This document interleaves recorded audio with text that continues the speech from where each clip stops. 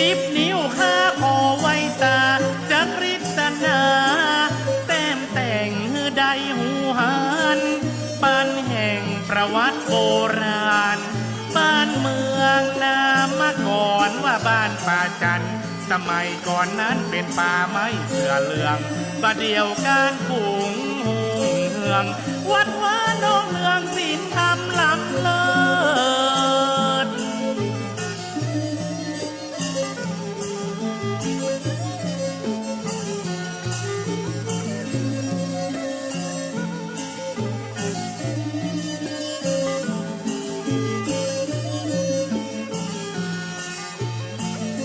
มีสารูปเจ้าพิมพ์ป่าพระสิงห์ล้านนาองค์พระเติดมาขอพรชัยบังเกิดสำริดสำเร็จสมภาธนาศูนย์รวมจิตใจพี่น้องสัดเสริญแท่สองไว้ตามาชมดอกเอืองนินผาอลังการตาทุกสิ่ง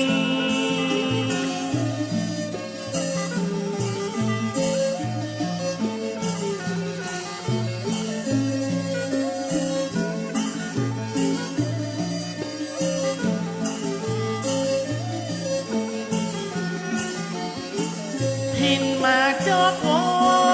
ตำนานเล่าเฮือลูกหลานเป็นมิ่งม่อนมโนรา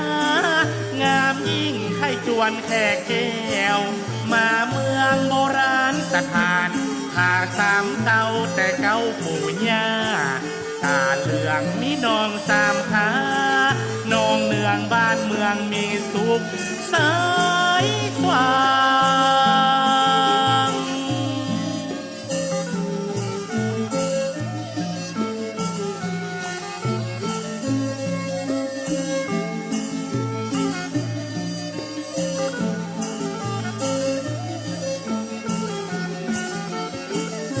มีอ่างเก็บน้ำไว้พักผ่อนหย่อนใจเดินไปแอวไหนป่ากว้างมีธรรมชาติสาว่างดอกไม้พันไม้นาเป็นที่ท่องเที่ยวเวียงกาหลงดำรงพระศาสนาธนุบำรุงวัดว่าศรัทธาเจ้าบ้านป่าจัน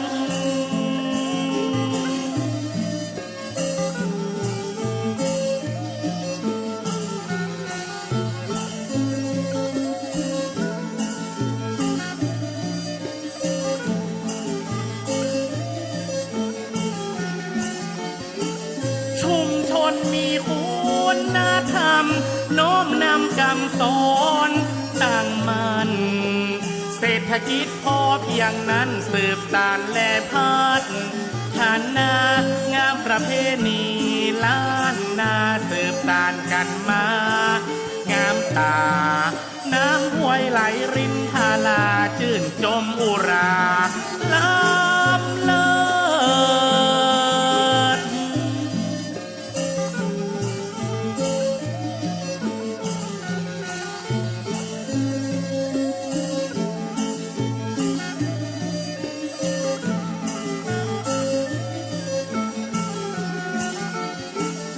ขอเจิญมิตรแก้วตะหายคำฮับศีลป้อนธรรมประเสริฐนวัดดอนจันทร์ล้ำเลิศเมื่อมาแอวเมืองเสียงไทยขอให้ท่านอยู่ดีมีสุขสนุกสุขเถินนักหลายเจ้าบ้านป่าจันยิ่งใจตอนฮับต่างหลายมา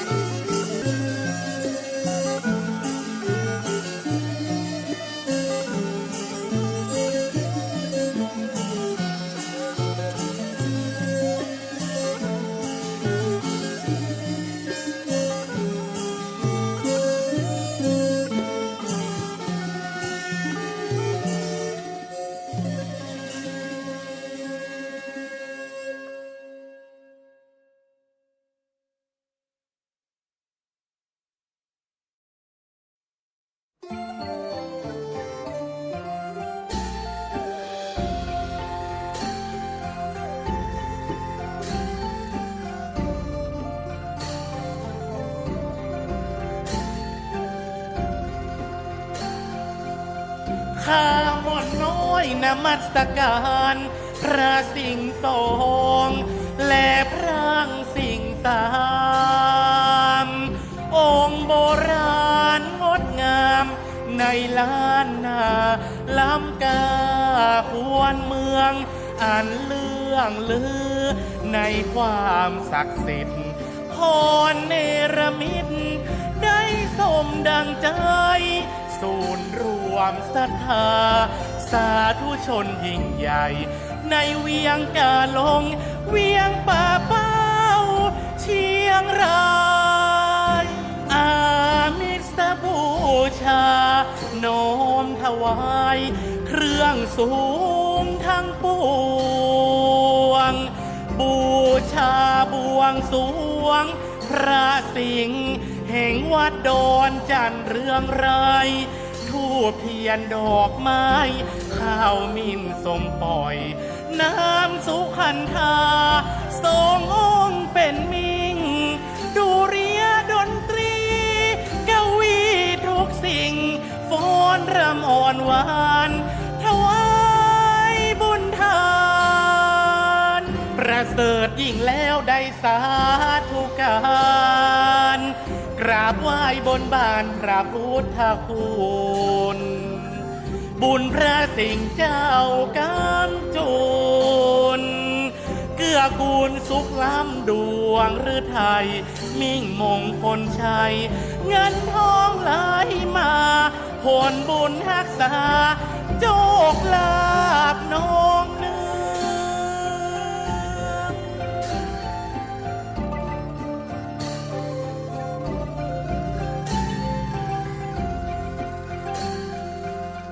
บวงข้าเจ้าทั้งพองสืบสานคันลองงานประเพณีสงกรานต์ปีใหม่เป็นมิ่งสลีไหว้พระสิงห์มีแต่โชคชัยนวัดดอนจันนี้ปารมียิ่งใหญ่ขอท่านจงได้สุขแก่แสนเปรมปรีดา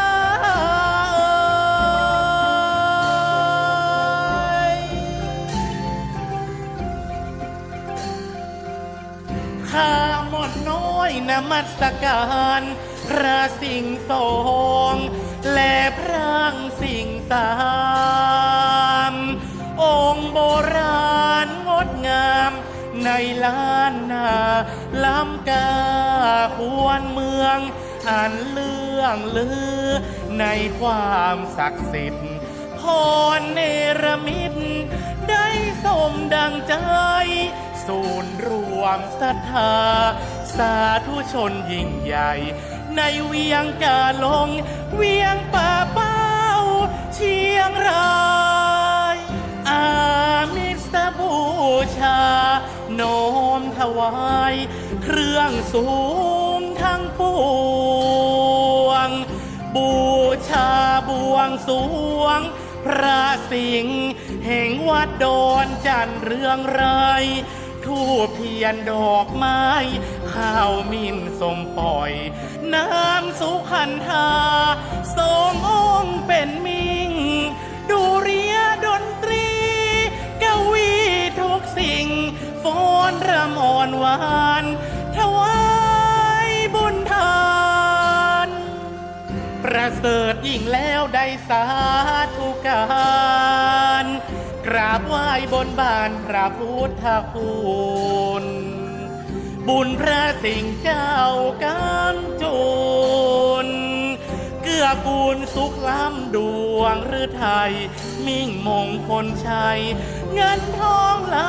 มาผลบุญรักษาโชคลาภน้องเนื้อ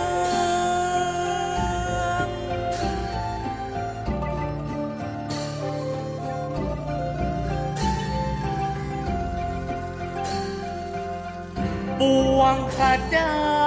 ทั้งพองสืบสานคันลองงานประเพณีสงกรานต์ปีใหม่เป็นมิ่งสลีไหว้พระสิงห์มีแต่โชคชัย นวัดดอนจันนี้ปารมียิ่งใหญ่ ขอท่านจงได้สุขแก่แสนเปรมปรีดา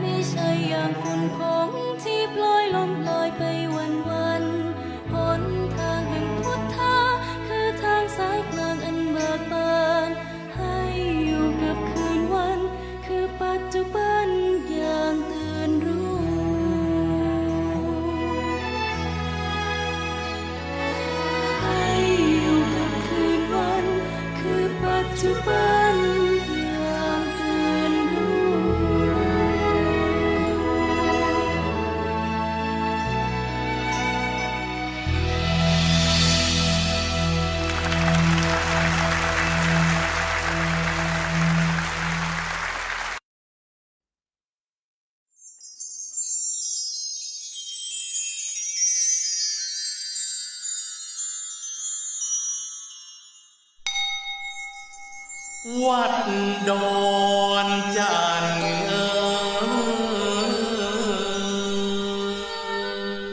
ตำบลเวียงกาหลงอำเภอเวียงป่าเป้าเหมือนมาพระครูปลัดนัทพงศ์ทิตาวุฒศิริงสารสาเสกสร้างพระเจ้าตั้งใจมหาจักรพรรดิสวัสดิมงคลสารูปิมปาเป็นมิงพระสิ่งสองพระสิ่งสามแลพุทธสถานผาสามเศร้างามสว่างอวดอ้างตำนานกำพร้าบัวตองและเค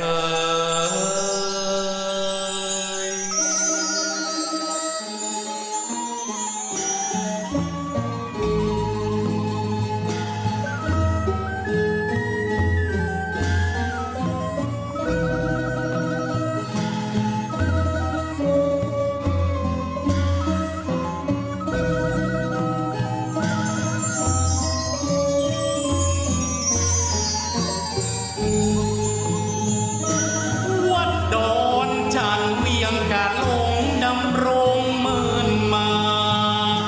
สืบทอดพระศาสนาในล้านนาไทยผ่าสามเศร้ากำพร้าบัวตองผ่องใสตำนานรุ่งเรืองไรแห่งแม่กาเผือกพัทธิกามหาโพธิ์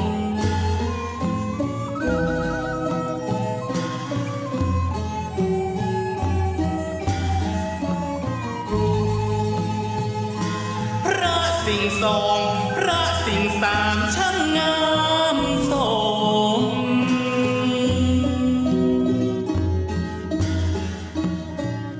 พระเจ้าตันใจได้พรอุดมสวัสดีมงคลเลิศฟ้าบินบ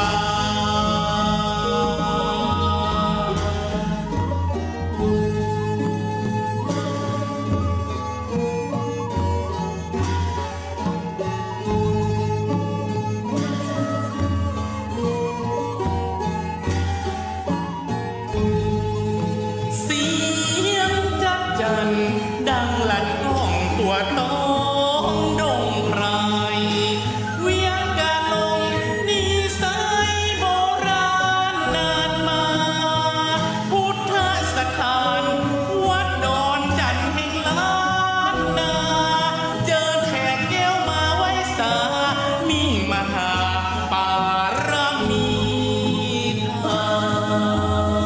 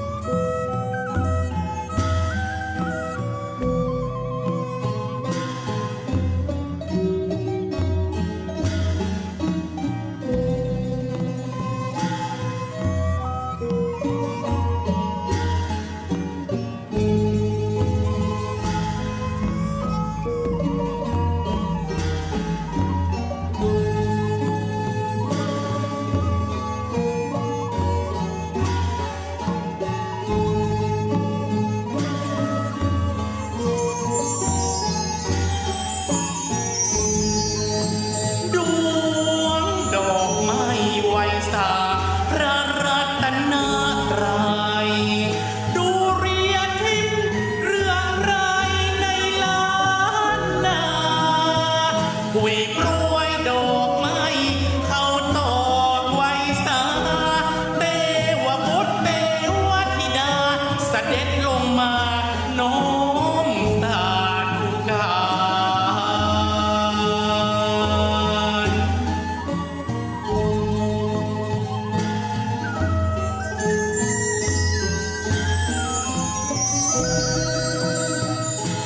วัดโดนจันทร์เวียงป่าเป้าหมู่เฮาสาสาร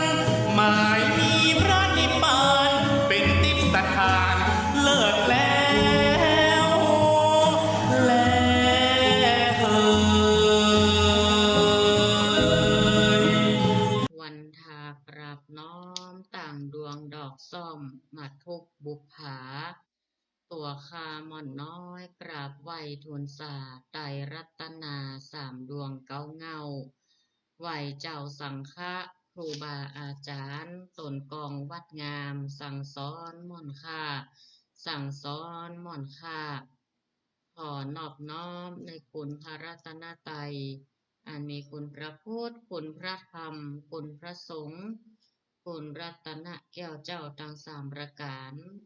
อันเป็นที่สักการะบูชาแก่พุทธศาสนิกชน พุทธบริษัททั้งหลาย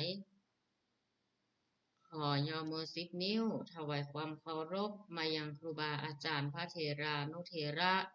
ครูบาสังฆะพระสังฆาธิการพระสงฆ์ทุกรูปทุกตน ขอความสุขความเจริญในธรรมขอจงมีแก่ศรัทธาญาติโยมสาธุชน พุทธศาสนิกชน พุทธบริษัททุกท่าน ในช่วงตอนเย็นวันนี้ก็จะได้น้อมนำทุกท่านเข้าสู่รายการธรรมะของทางสถานีวิทยุกระจายเสียง แม่ขจารย์โมเดิร์นเรดิโอ FM 94.50 เมกะเฮิรตซ์ทดลองประกอบกิจการในประเภทกิจการทางธุรกิจ ออกอากาศณอาคารเลขที่ 103 หมู่ที่ 6 บ้านสันมะนะตำบลแม่เจดีย์อำเภอเวียงป่าเป้าจังหวัดเชียงรายลิงก์สัญญาณไปยัง 98.75 เมกะเฮิรตซ์วัดห้วยตองซักเรดิโออำเภอจอมตองจังหวัดเชียงใหม่และในเครือข่ายคลื่นสีขาวเพื่อชาวประชา เย็นวันนี้ก็จะเป็นการจัดรายการในช่วงของรายการธรรมะบันเทิงใจในช่วงตอนเย็นตามสโลแกนที่ว่าฟังธรรมะบันเทิงใจฟังสบายสบายสไตล์ชิวๆมาขำยำแรงศรัทธาญาติโยมเลิกการเลิกงานหรือบางท่านก็ยังอยู่นั่งตรงยังหน้ายังสวนเนาะก็ฟังกันได้ฟังผ่านโทรศัพท์มือถือก็ได้ทางวิทยุก็ได้หลายช่องทางเพราะว่ารายการธรรมะบันเทิงใจไลฟ์สดไปทางเพจรายการธรรมะบันเทิงใจและก็ Facebook ถิตวุฒศิริภิกขุแล้วก็รับฟังตามสถานีวิทยุสามารถรับฟังได้หลายช่องทางด้วยกันบอกว่าศรัทธาจะอยู่ที่ไหนทางใดลังห้องก็กำลังเข้าบ้านเข้าจองเด้อป่ออุ้ยแม่อุ้ยป่อลุงแม่ป้าเฮาบางเตือก็เนี่ยหาอาหารทำข้าวป่าอาหารบางเตือก็เปิดให้ลูกให้หลานฟังก็จะได้สาระข้อคิดปฏิธรรมเปิดก็เปิดหมอกพอดีเนาะ เปิดหมอกพอดีเนี่ยเนาะศรัทธาหมอเขาได้ยินได้อย่างเนี้ยก็จะเป็นข้อคิดในการบรรยายธรรมะคือกับศรัทธาญาติโยมในช่วงของรายการธรรมะบันเทิงใจก็จัดโดยตนตัวตมาภาพพระครูปลัดณัฐพงศ์ธิตวุฒศิริเจ้าวาดวัดดอนจันทร์ตำบลเวียงกาหลงอำเภอเวียงป่าเป้าจังหวัดเชียงรายและสามเณรธีรพลมณีวันสามเณรวันนี้ก็จะมาร่วมในการบรรยายธรรมะหยิบยกชาดกคือเรื่องเล่าให้กับศรัทธาญาติโยมได้สดับรับฟังในช่องตอนเย็นวันนี้ตั้งแต่เวลา 18:10 นาทีจนถึงเวลา 2 ทุ่มก็ในโอกาสนี้ก็จะได้บรรยายธรรมะให้กับศรัทธาญาติโยมนักศีลนักบุญทั้งหลายกาเลนะธรรมะสากัจฉาเอตมังคละมุตตมังการฟังธรรมตามการเป็นอุดมมงคลสูงสุดอันเกิดจากสุตตะการได้เรียนได้รู้ได้เรียนศึกษานำมาปฏิบัติ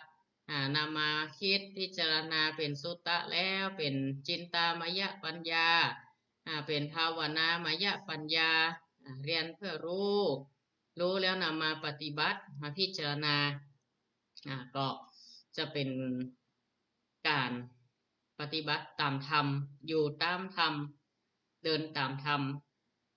ก็ในก่อนอื่นนั่นก็แจ้งศรัทธาญาติโยมฝากประชาสัมพันธ์งานบุญในทางพระพุทธศาสนาอันดับแรกนั้นก็เป็นงานบุญงานปล่อยหลวง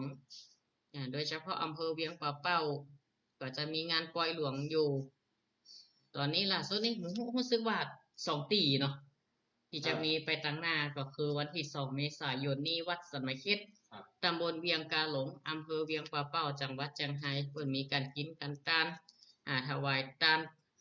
ฉลองปล่อยหลวงกุฏิก็วัดสันมะเข็ดตำบลเวียงกาหลงอำเภอเวียงป่าเป้าจังหวัดเชียงรายไปร่วมกินร่วมทานกันได้วันที่1 ถึง 2 เมษายน 2568ที่จะมาถึงนี้และสำหรับวันที่9จากสันมะเข็ดอำเภอเวียงป่าเป้าเฮานี่มี2 ปีไปทางหน้านี่นะถัดจากสันมะเข็ดก็วันที่9 ถึง 11 เมษายน 2568โอ้ครูบา 40,000ซึ่งก็เป็นพระนักจัดรายการโดยกันก็ฝากประชาสัมพันธ์แจ้งกับศรัทธาญาติโยม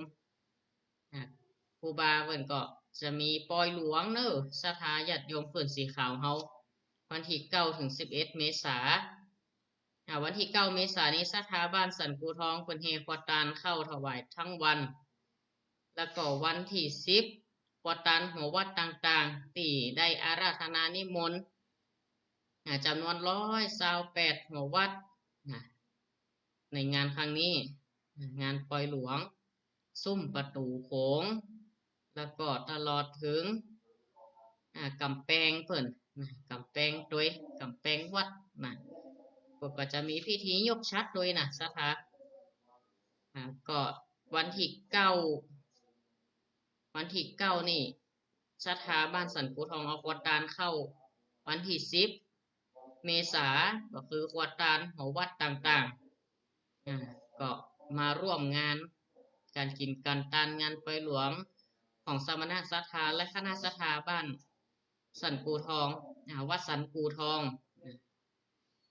ในงานวันที่10นี่กลางวันมีคือ2กูเนอะใครเป็น FC ไผใครเป็น FC จังซอ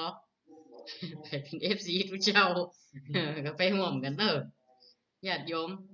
กินร่วมกันหามกินหวานทานต้อมอีหรอกถ้าแนมว่าไปซักคือไผอ๋อละว่าเล่นบ่ได้เนาะบ้านเฮามีมังคลิงตลาดทั้งหลวงทั้งไก่บนกลางคืนมีลำวงย้อนยุควันที่10แล้ววันที่11ก็ก็จัดงานเป็นอุดมมงคลแห่งวันหนึ่งหัววัดเข้าแล้ววันที่11 เมษายนตอนเจ้ามีพิธีบวงสรวงเทพเทพาอารักษ์และก็ยกพระพุทธรูป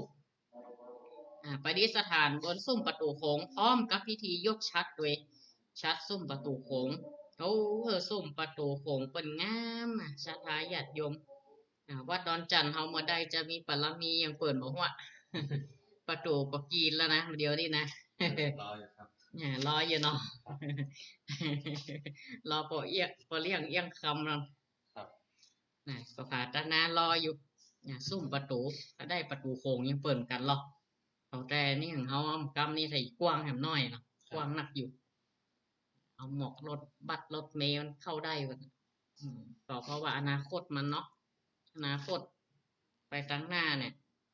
รถเขาจะแปลงมาจะได้บ่ฮอดแต่ก่อนมันก็ว่ามันกว้างละใครจะไปมาปะล่ำปะเหลือมาเบียดกันปะล่ำปะเหลือรถก็มีกี่การบัดเดียวแปลงรถออกเปิบออกทั้งข้างติ๊กๆอ่ะเปิบออกอ่ะเดี๋ยวแว่นนูนออกมายังได้ก็มีนะศรัทธาญาติโยมบัดเดียวนี่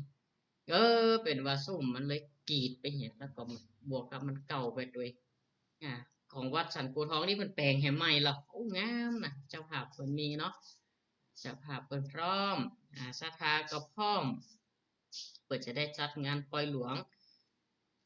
3 วัน 3 คืนกันนะเนาะก็ ฝากประชาสัมพันธ์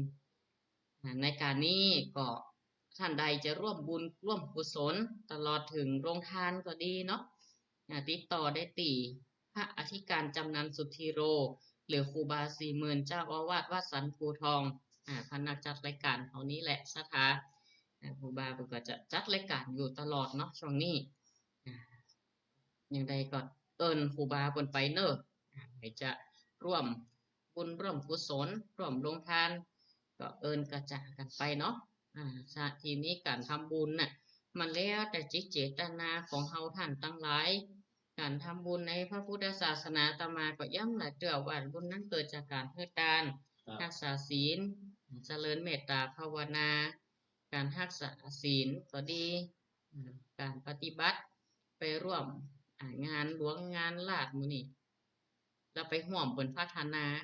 เขาก็ได้พัฒนากายพัฒนาใจเขาไปด้วยก็ได้ทั้ง3อย่างการศีลภาวนาไปพร้อมๆเดียวกัน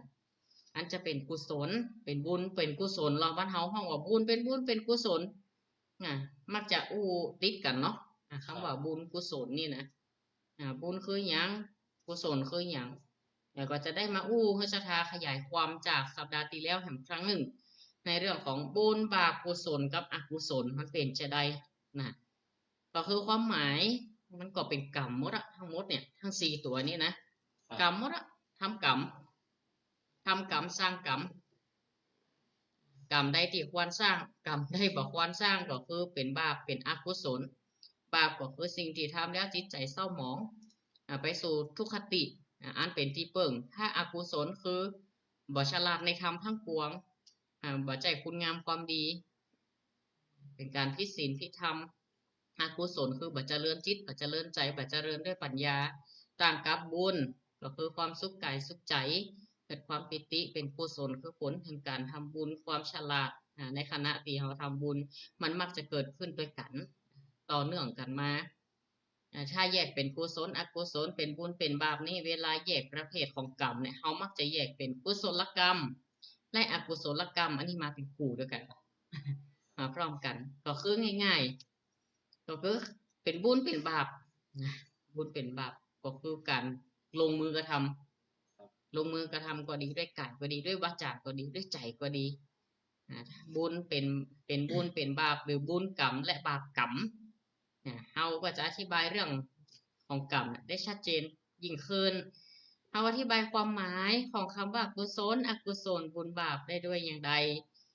ตัวแรกก็คือตัวว่ากุศลคืออะไรอย่างกุศลมีความหมายว่าจะได้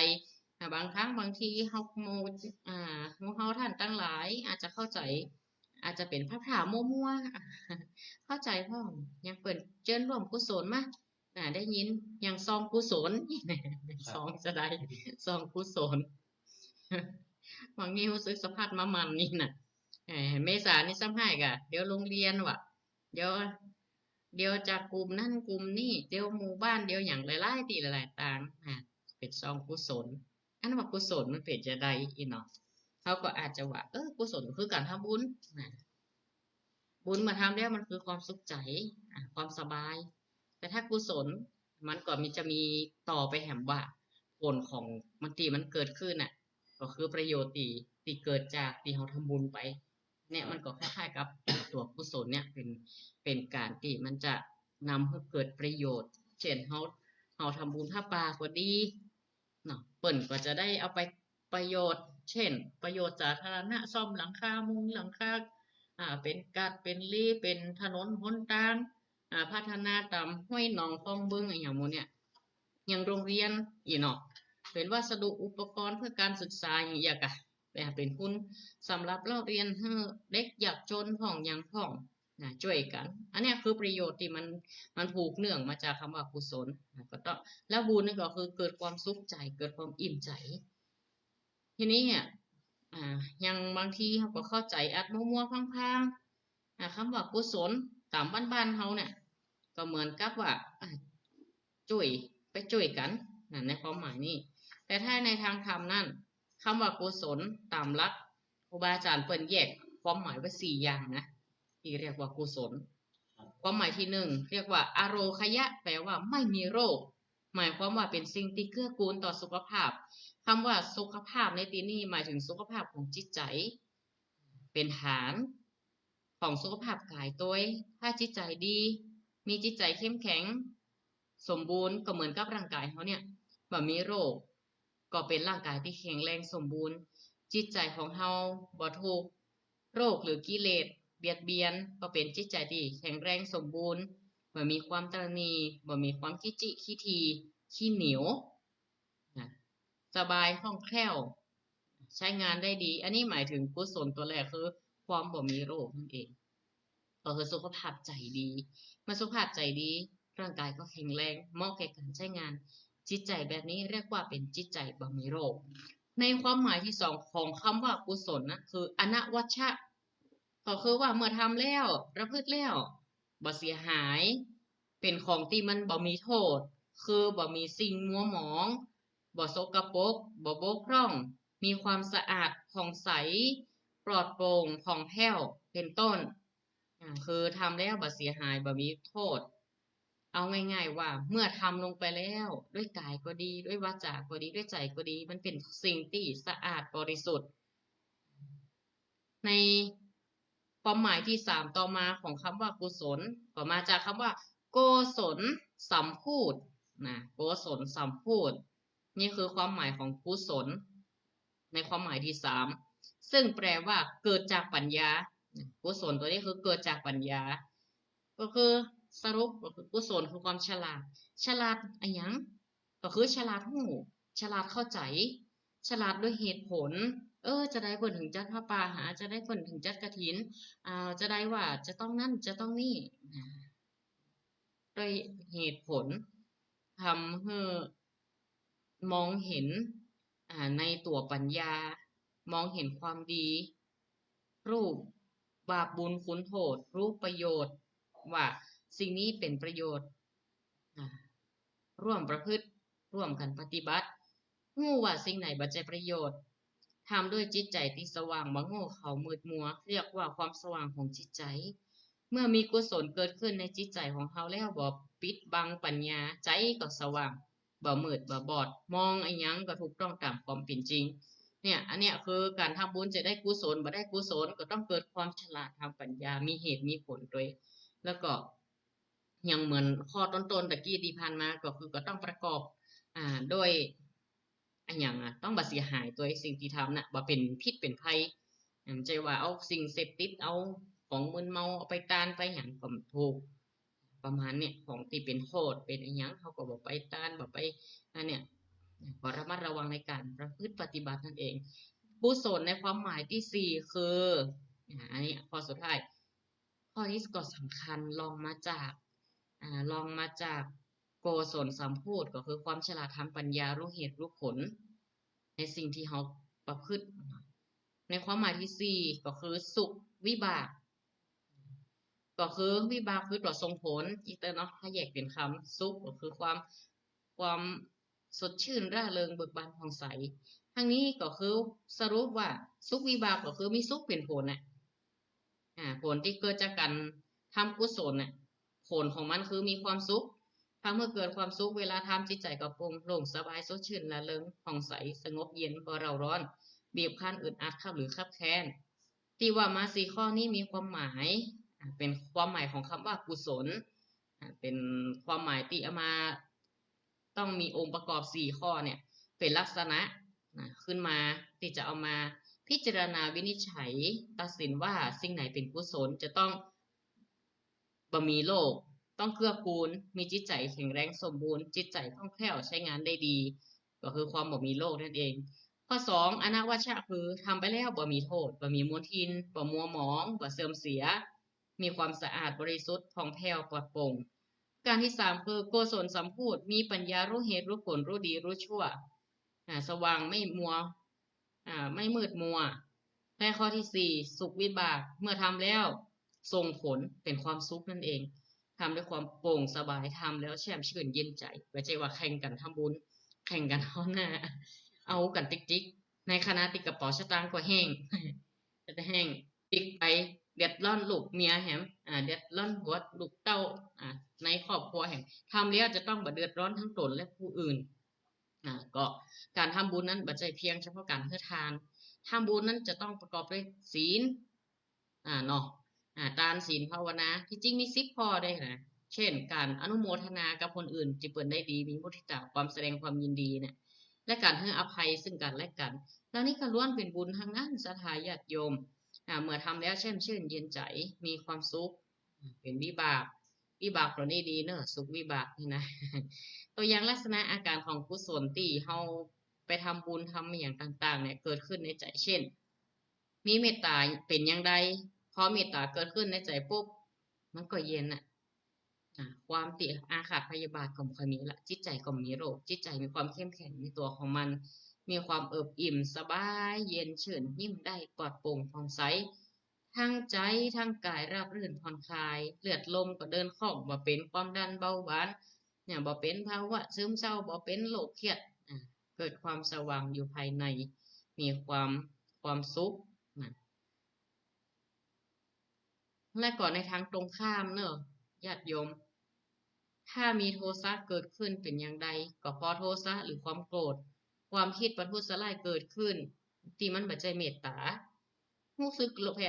ร้อนเร่าร้อนจิตเป็นโรคละจิตก็บกพร่องละ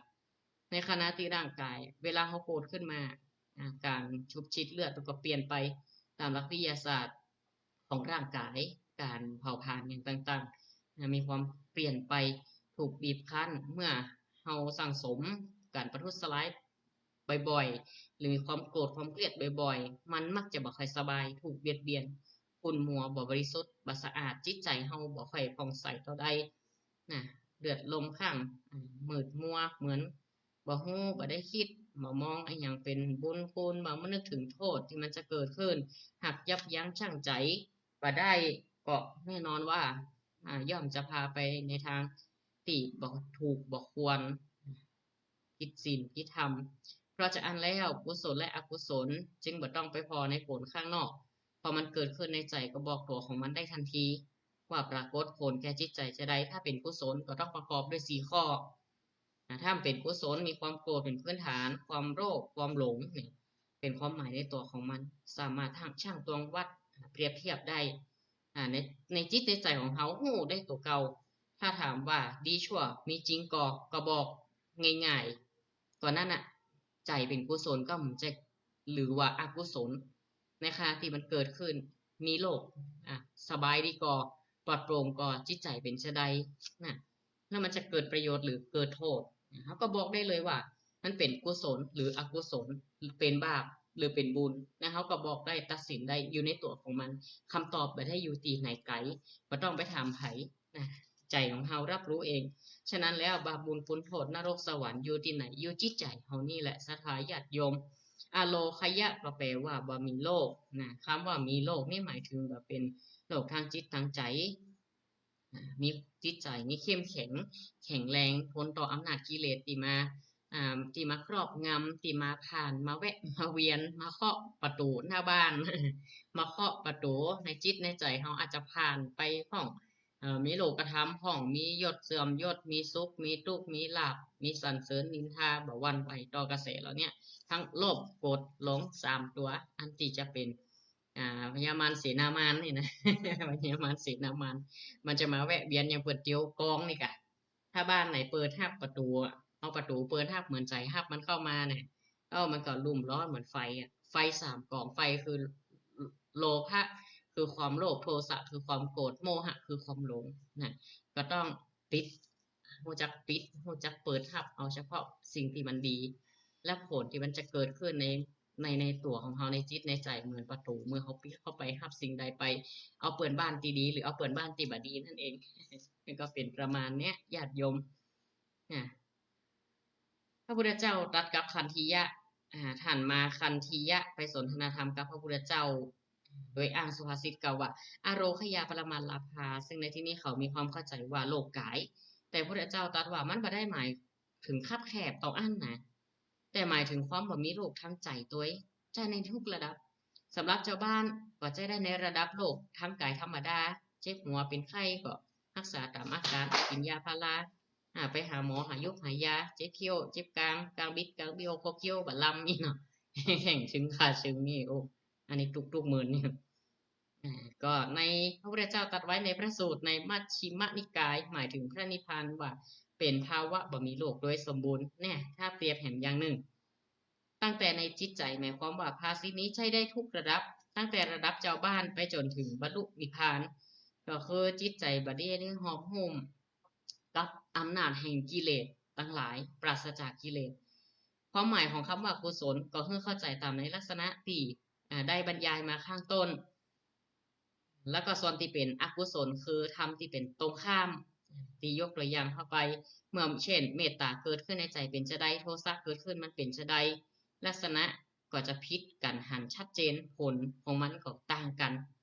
อย่างที่เรียกว่าเป็นสันทิฏฐิโกเห็นเองรู้เองนะอย่างคำว่าสันทิฏฐิโกนะพึงรู้เองเห็นเองทันตาถ้าอู้ถึงเรื่องบุญมันก็จะอู้กันถึงเรื่องบาปเนาะเนาะมันต่อเนื่องกันนะบุญกับบาปบุญกับกุศลบาปกับอกุศลมันกู้กันบางในหลายปีอาจจะแจ้แตนกันอย่างเขาหันเนี่ยอย่างเขาได้คุ้นเคยเนาะบาปบุญกุศลกับอกุศลเป็นถ้อยคำตีขยายความซึ่งกันและกันเช่นว่าภิกษุยังฉันทะให้เกิดขึ้นระดมความเพียรเพื่อปิดการบาปอกุศลซึ่งยังบ่เกิดบ่ให้มันเกิดขึ้นนี่เรียกว่าสังวรรับประทานก็คือสังวรสำรวมบ่ให้กิเลสมันเกิดขึ้นอันใดที่เกิดขึ้นก็เพียรพึงขจัดออกไปด้วยความเพียรบ่ให้อกุศลเข้ามาแต่สำหรับบุญกับกุศลแล้วก็บอกว่ามันมีความกว้างนะมันมีกว้างแคบกว่ากันอยู่น้อยหนึ่งนะสำหรับบุญกับกุศลนะสถามันคล้ายๆกันแต่ว่ามันแคบอยู่กันน้อยหนึ่งก็คือกุศลนั้นใช้ทางโลกิยะและโลกุตระเป็นคำกลางๆได้และเป็นคำที่ใช้ในทางหลักวิชาการมากกว่านะอาจจะเป็นทางการคำว่ากุศลบางทีก็ระบุว่าโลกิยะกุศลโลกุตระกุศลในทางโลกและทางหลุดพ้นในทางธรรมนะแต่ถ้าพูดเป็นกลางๆก็จะเป็นโลกิยะก็ได้เป็นโลกุตระก็ได้แต่สำหรับคำว่าบุญนิยมใช้ในระดับโลกิยะมากกว่าละสถานบุญเนาะอย่างใครทำก็ได้เนาะบุญมันมีทั้ง3อย่างนะใครก็ปรารถนาจะทำบุญได้หมดนะอันนี้เป็นผลที่เกิดขึ้นมักจะอยู่ในระดับของโลกิยะเช่นจัตตาโลธรรมาว่าทันติอายุวันโนสุขังพลังขอข้าพเจ้าผิวพรรณวรรณะดีรวยๆปังๆเฮงๆอยากก็คืออยู่ในระดับของทั้งโลกไงเพื่อเจริญในทั้งโลกมากกว่าคำว่าบุญเนี่ยเช่นไข่ผิวพรรณดีก่อนอาหารการกินบ่อดบ่พร้อมใบตุกใบหยาบกว่าไข่นี่นะพลานามัยสมบูรณ์แข็งแรงถวายกีฬานะเภสัชถวายเสนาสนะมีที่อยู่ที่กินที่อาศัยดีๆภูมิประเทศอันควรประมาณเนี้ยก็คือเป็นบุญเพื่อผลที่เกิดขึ้นนั่นเป็นในระดับโลกียะก็คือทั้งโลกนั่นเองทั้งโลกความสุขทั้งโลกมีบางแห่งก็เหมือนท่านใช้กับโลกุตระอยู่ห้องอย่างที่เรียกว่าโอปาทิกะปุญญะแปลว่าบุญที่เนื่องด้วยอุปธิบุญเนื่องด้วยจะใดก็คือบางทีก็ใช่ตรงๆว่าโลกุตระบุญญะจะต้องประกอบด้วยบุญเนี่ยจะต้องระดับปัญญาตัวบุญเช่นบุญนั้นจะต่อเนื่องทำให้เกิดกุศลเมื่อเขาทำแล้วกุศลก็คือฉลาดมันมีโลกมันมีภัยเนาะแล้วก็อย่างแฮมอันสุดท้ายคือเมื่อทำไปแล้วเกิดประโยชน์เนาะมาเป็นโรคทั้งใจเหมือนกับเปิดจะถอดกระถินมันคาดเข็มเฮ้ยตัวตุกอันนั้นเป็นโรยโล่นฝ้าสตางค์หั่นปึ๊กแต่ขาดองค์ประกอบเข็มจงเข้าใส่แผ่นดินสนั่นบันไหวเลยด้วยการใจที่ตั้งมั่นใครได้เข็มมาหอมเปิ่นทำกระถินเพื่อสำเร็จถ้าขาดนั่นก็คือบอกครบไหมถ้าบริขารก็บอกครบโอ้แปลว่าอันตุ๊กตาอันตันเปิ่นปัดดอกอานิสงส์นี่ได้หลายนะกับนะบางทีการทำบุญทำทานอย่างพระอรหันต์หรือกับตะของคณะสงฆ์ก็จะได้ ทางโลกุตละก็หมายถึงว่าได้ดวงปัญญาได้ดวงตาเห็นธรรมเป็นต้นเช่นถวายน้ำมันตะเกียงถวายแสงสว่างกับวัดกับวาถวายโซลาร์เซลล์อีกเนาะบางเทื่อเนาะประหยัดไฟฟ้าไฟก็ขึ้นค่าหน่วยมันก็ขึ้นติ๊กๆอย่างเดี๋ยวนี้รัฐบาลมันก็ไฟเขียวระยะที่เกี่ยวกับว่าเอาโซลาร์เซลล์ระบบมาจ่ายได้เต็มที่เนาะมาจ่ายได้เต็มที่บุญก็แปลแห่งไหนว่าเป็นเครื่องชำระสันดานเป็นเครื่องชำระล้างทำให้เกิดจิตใจสะอาดในเวลาที่สิ่งที่เป็นบุญเกิดขึ้นจิตใจก็ผ่องใสบุญว่านำมาซึ่งการบูชาทำให้เป็นผู้ควรบูชาสั่งสมบุญคือสั่งสมความดีสั่งสมศรัทธาก็คือเมตตากรุณามุทิตาผู้นั้นก็มีแต่คุณธรรมมากมายแต่คุณธรรมหรือคุณสมบัติที่มีอยู่ในตัวบุคคลเหล่านั้นก็จะยกระดับชีวิตจิตใจของเขานั้นเพิ่นทำให้เป็นผู้ควรบูชาฉะนั้นความหมายของบุญก็คือทำให้เป็นคนน่าบูชาเป็นแบบอย่างมีความหมายอีกอย่างหนึ่งว่าทำให้เกิดผลที่น่าชื่นชมนั่นเองจึงเรียกว่ามีผลอันน่าชื่นชมกับพุทธพจน์ที่ว่าสุขัสเสตังอธิวัจนังญาติทังปุญญานิซึ่งแปลว่าภิกษุทั้งหลายคำว่าบุญนี้เป็นชื่อของความสุขเมื่อบุญเกิดขึ้นในใจแล้วใจสบายมีความอบอิ่มแช่มชื่นผ่องใสบุญจึงเป็นชื่อของความสุขนั่นเองศรัทธาญาติโยมนะทำไปเด้อเนาะทีละเล็กละน้อยนะทำตามกำลังหรือบุญที่กิริยาวัตถุมีถึง10อย่างก่อนรวมกันทั้งหมดท่านนะอันใดอภัยกันได้ก็อภัยกันจาคะเสียสละแบ่งปันเราเนี่ยก็สามเณรก็จะได้ยกชาดกหยิบยกชาดกในเรื่องของการทำบุญเอาไว้ในศรัทธาญาติโยมได้เอามานำมาสนับสนุนในหลักของการทำบุญเพื่อประโยชน์ในโลกุตละคือทั้งโลกและโลกิยะแล้วก็โลกุตละในทางหลุดพ้นชาดกที่สามเณรได้ยกมาน่าเป็นนิทานธรรมะเรื่องชาติก่อนทำบุญด้วยอันหยังโดยเรื่องนี้มีว่าพระเจ้าอังคุระนั่นทรงเป็นปอข้าเกวียนบรรทุกสินค้าไปขายต่างเมืองแล้วก็หลงทางวนเวียนอยู่หลายวันจดเสบียงในครั้งนั่นหมดบ่ว่าจะเป็นน้ำหรือว่าอาหารด้วยเดชะบุญบารมีที่พระเจ้าอังคุระนาถได้ทรงบำเพ็ญไว้ในชาติก่อนภูมิเทวดาจึงช่วยเหลือทรงภาคแรมติดต้นไทรของตน เมื่อเทวดาเมื่อยืดมือขวาออกก็มีน้ำไหลออกมาเจ้ากองเกวียนนั่นได้ดื่มจนจุงอกจุงใจใครจะต้องการอะไรอย่างเทพยดาช่วยเหลือให้สมประสงค์ทุกคน พระเจ้าอังคุระนั่นได้ทอดพระเนตรเห็นการกระทำของเทพยดานั่นก็เลยทรงตรัสถามด้วยความสงสัยว่าฝ่ามือของท่านน่ะเป็นทองล้วนมีทานน้ำไหลออกมาจากนิ้วตั้งห้าดื่มแล้วจีนอกจีใจบุญที่เกิดจากฝ่ามือของท่านนั่นเมื่อจากก่อนท่านทำบุญด้วยอันหยังเทพยดากราบทูลตอบไปว่าในจากก่อนนั่นข้าพระองค์เป็นจ่างชุนหรือว่าจ่างเสื้อผ้าอยู่ในโลลุวะนครพักอยู่ใกล้บ้านของเศรษฐีข้าพระองค์นั่นบ่มีอันหยังแม้แต่น้อยที่จะทำบุญทำทานบรรดาหมู่ยาจกและวานิพกจากที่ไกลมาถามหาโลกต่างของต่างเศรษฐีพ่อบอกฮู้จักต่างข้าพระองค์ก็ได้บอกต่างแก่พวกเขาโดยการพายมือขวาออกไปที่ต่างผลตีฝ่ามือเป็นทองคำเกิดจากการบอกตานั่นแล้วกราบทูลว่าฝ่ามือนั่นได้ฮื้อสิ่งที่ประสงค์แก่ผู้ต้องการนิ้วมือมีน้ำบริสุทธิ์ไหลออกมาผลบุญที่สำเร็จในฝ่ามือของท่านพระของข้าพระองค์เพราะข้าพระองค์บอกตางให้แก่ยาจกว่านิพกตีจะไปลงตาของท่านเศรษฐีผู้ใจบุญพระเจ้าอังคุระทรงทราบก็หายสงสัยเพราะทรงทราบว่าเป็นผลแห่งการบอกตาง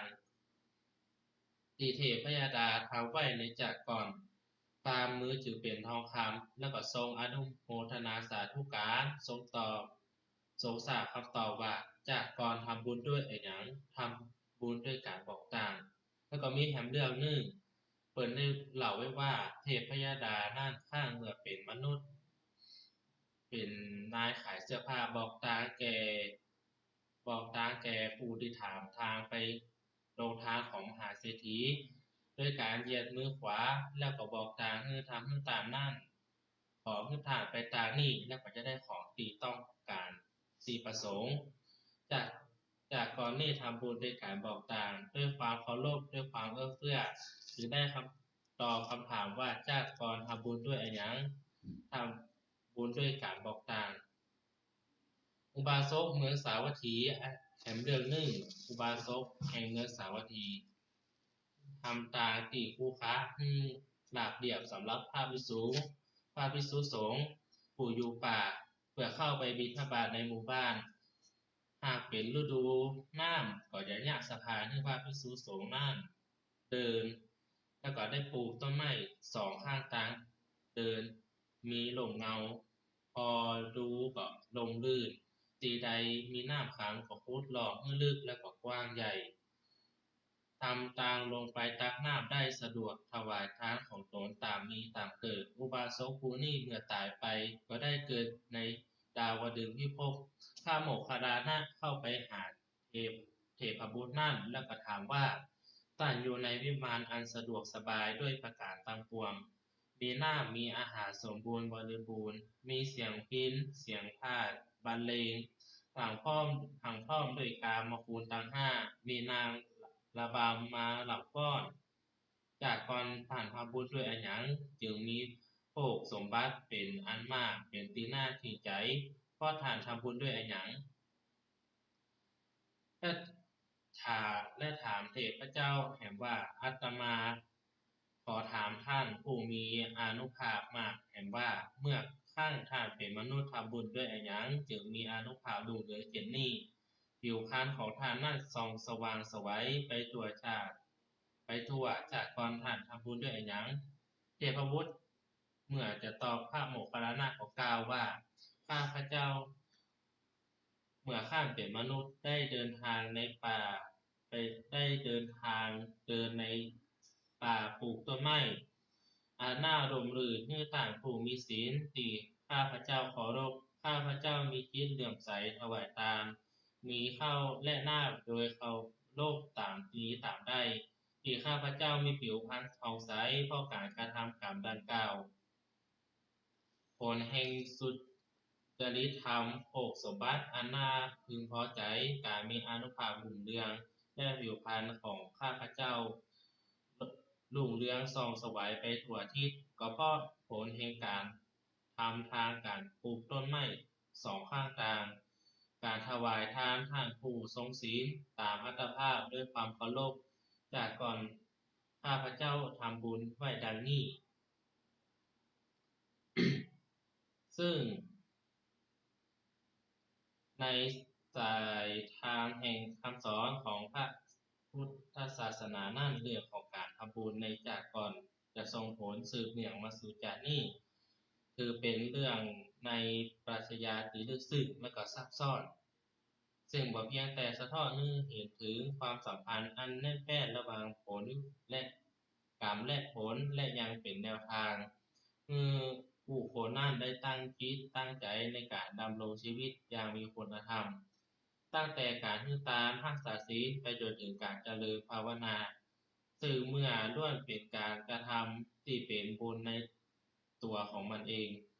การที่เกิดขึ้นในจากก่อนนั่นเปรียบเสมือนเมล็ดพันธุ์ที่วางไว้ล่วงหน้ามีผลของเมล็ดเหล่านั้นเริ่มออกผลในจากนี้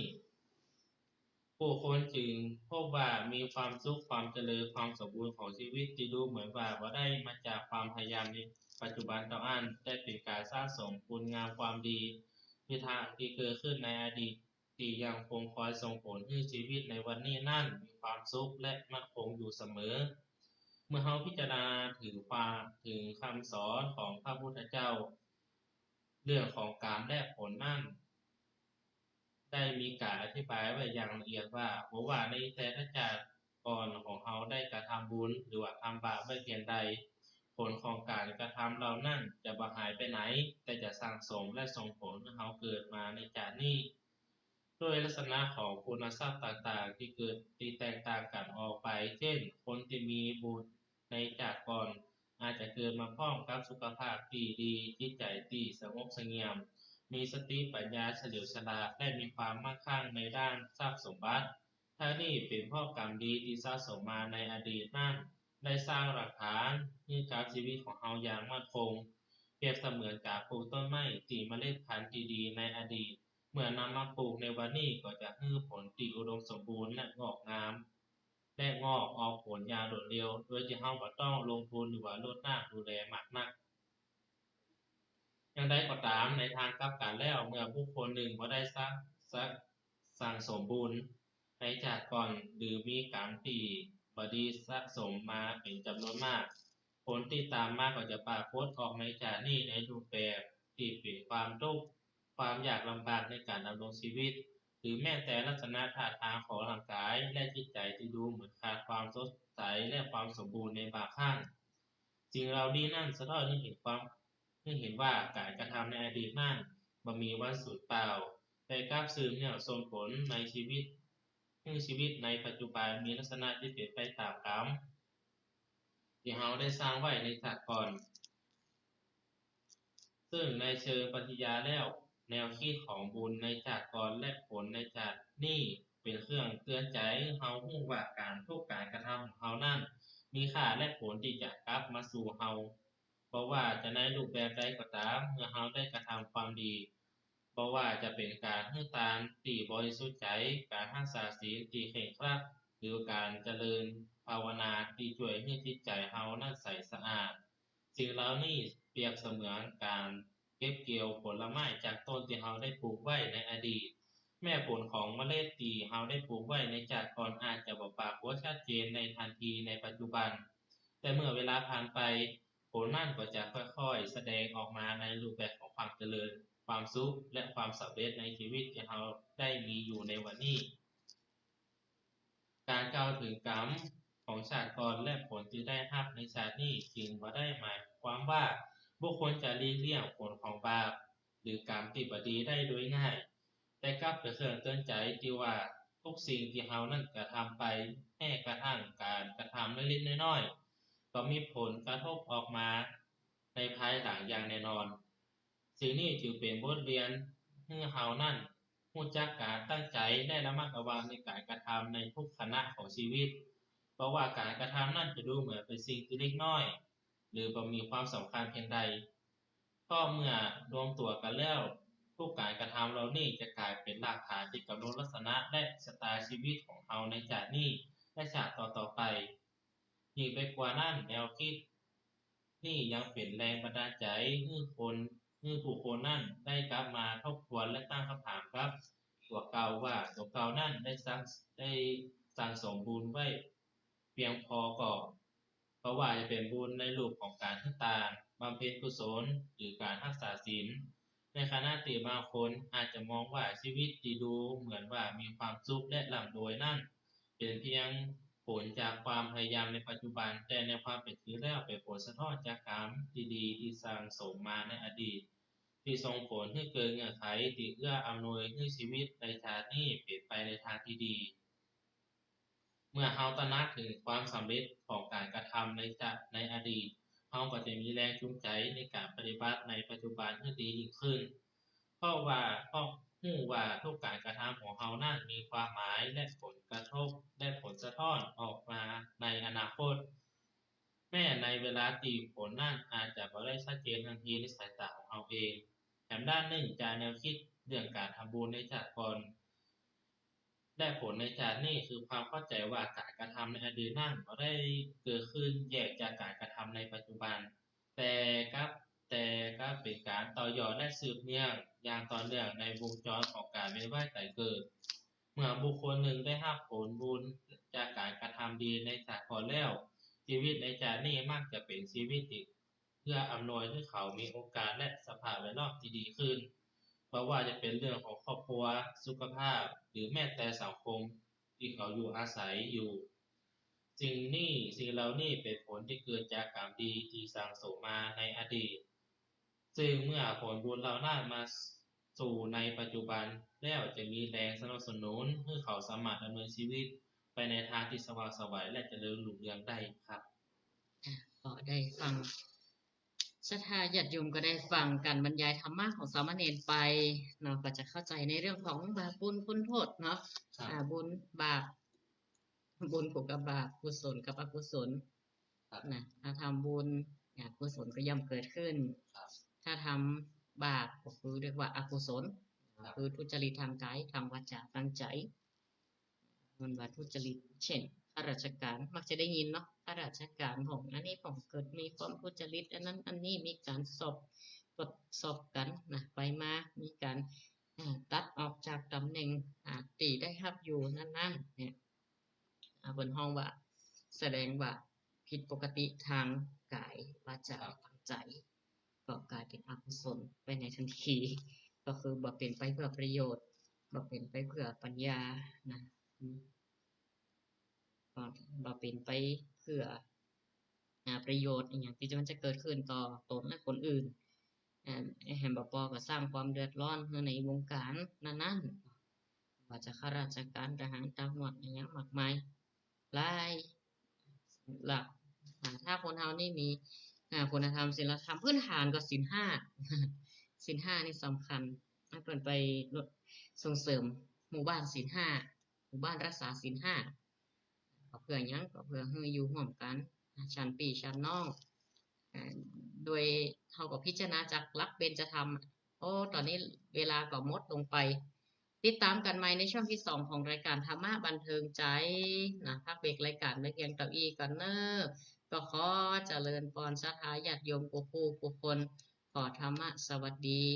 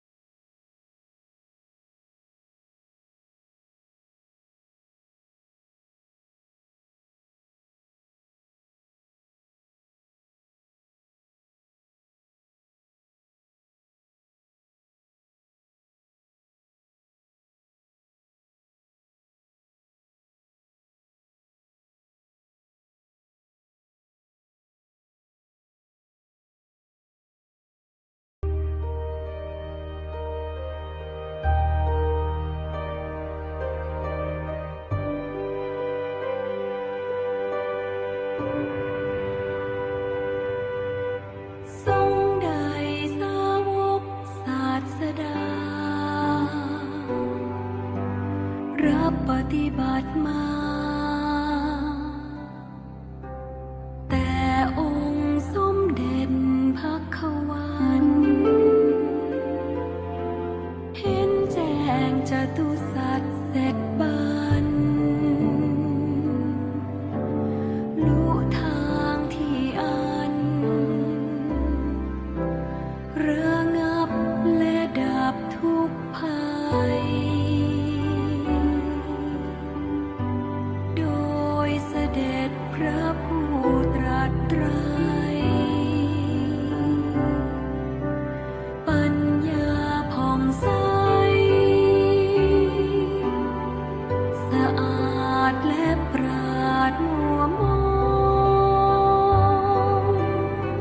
เหินห่างทางข้าศึกปองบ่มีลำพองด้วยกายและวาจาใจ เป็นเนื้อนาบุญอันไพสารแด่โลกายและเกิดพิบูลพูนพ้น สมญาเอารสทศพล มีคุณอานนท์อเนกจะนับเหลือตรา ข้าขอนบหมู่พระสรา พกทรงคุณา นุคุณประดุจจรำพัน ด้วยเดชบุญข้าอภิวัน พระไตรรัตน์อัน อุดมดิเรกนิรัตไสย จงช่วยขจัดโพยภัย อันตรายใดๆ จงดับและกลับเสื่อมสูญ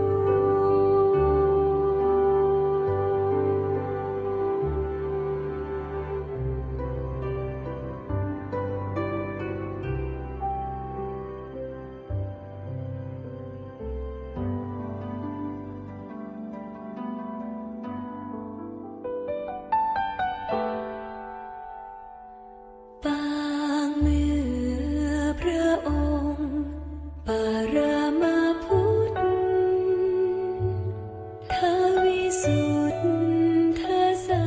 สดา ตรัสรู้อนุตตรสมาที่นาโพธิบัลลังก์ คุณมารสหัสสะพาหุภา ผู้วิชาวิชิตคลัง ขีริเมฆาลประทังขจเหียมกระเหิมหัน แสนเสกสราวุฒประดิษฐ์ กาลคิดจะร้อนรา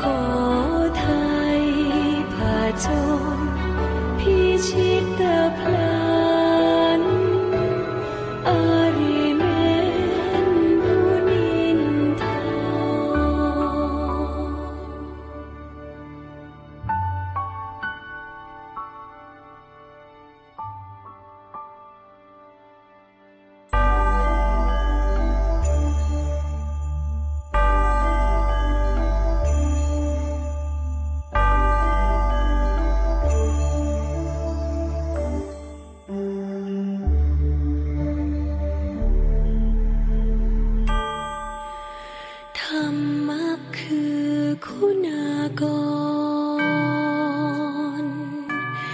ส่วนชอบสาธรดุจดวงประทีปชัชวาลแห่งองค์พระศาสดาจารย์ส่องสัตย์สันดานสว่างกระจ่างใจมน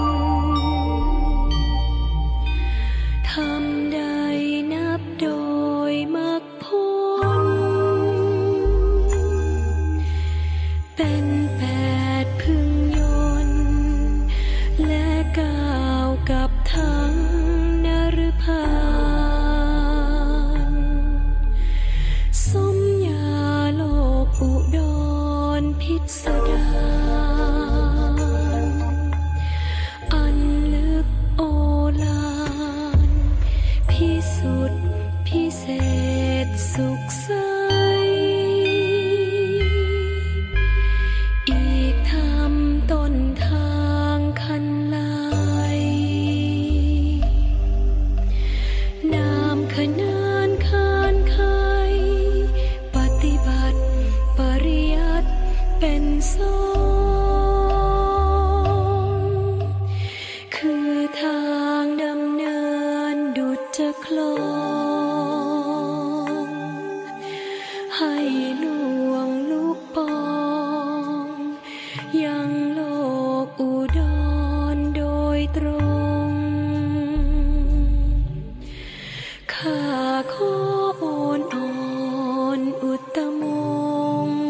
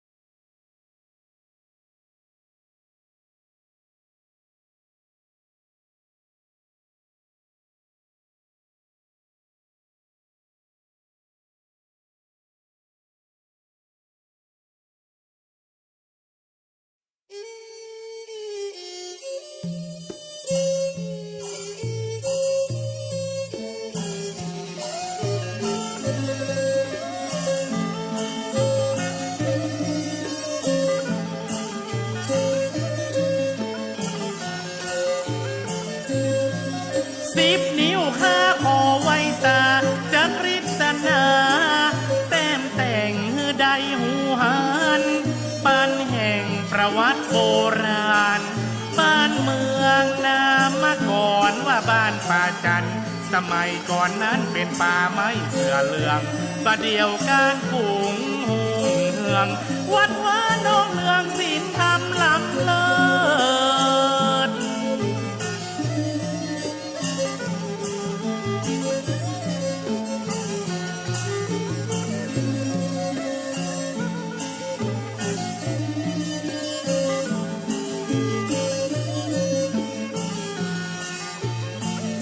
มีตารูปเจ้าพิมพ์ป่าพระสิงห์ล้านนาองค์พระเติดมาขอพรชัยบังเกิดสำริดสำเร็จสมภาธนา ศูนย์รวมจิตใจพี่น้องสักเกินแท่สองไว้สามาชมดอกเอืองทิมผาอลังการตาทุกสิ่ง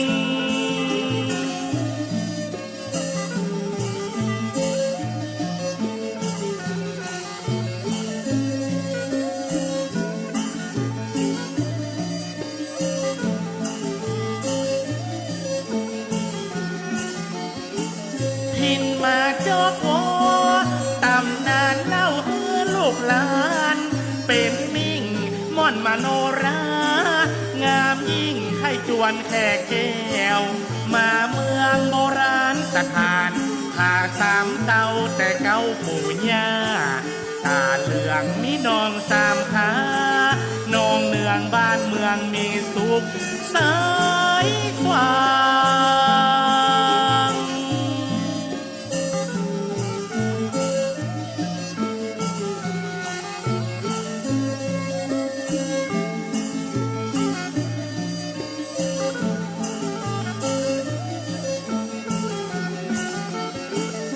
มีอ่างเก็บน้ำไว้พักผ่อนหย่อนใจเจินไปแอวไหนป่ากว้างมีธรรมชาติสาว่างดอกไม้พันไม้นาเป็นที่ท่องเที่ยวเวียงกาหลงดำรงพระศาสนาธนุบำรุงวัดว่าศรัทธาเจ้าบ้านป่าจัน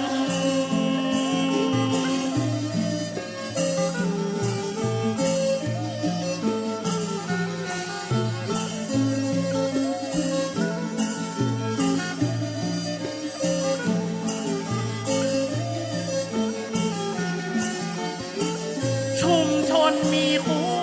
ณธรรมโน้มนำคำสอนตั้งมั่นเศรษฐกิจพอเพียงนั้นสืบสานและพัฒนางามประเพณีล้านนาสืบสานกันมางามตาน้ำห้วยไหลรินทาลาชื่นชมอุราล้ำเลิศ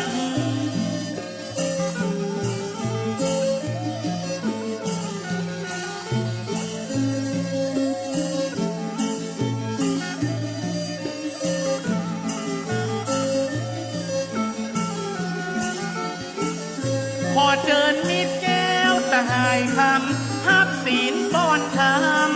ประเสริฐนวัดดอนจันทร์ล้ำเลิศเมื่อมาแอวเมืองเสียงไห้พอคือท่านอยู่ดีมีสุขสนุกสุขเสริญนักหลายเจ้าบ้านป่าจันทร์ยิ่งใจตอนฮับต่างหลายมาแอว ม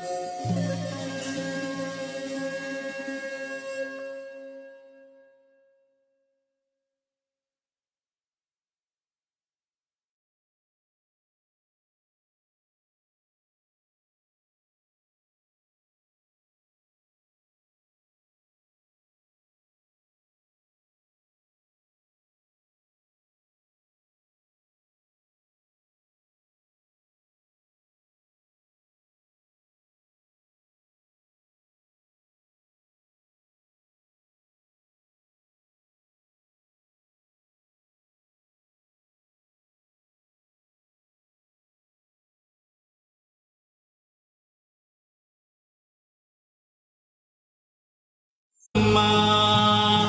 สืบทอดพระศาสนาในล้านนาไท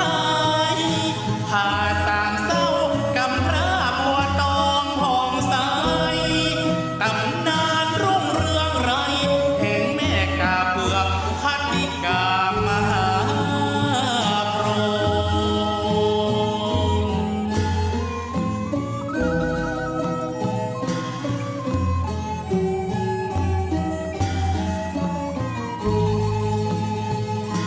พระสิ่งสองพระสิ่งสามช่างงามสม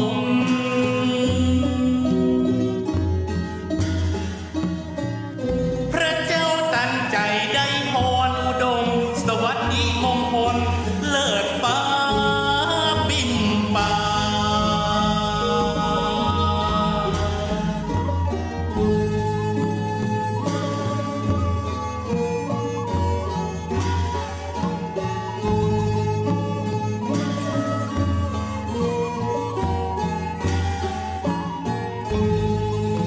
เสียงจักจันดังลั่นก้องตัวต้องดงไพร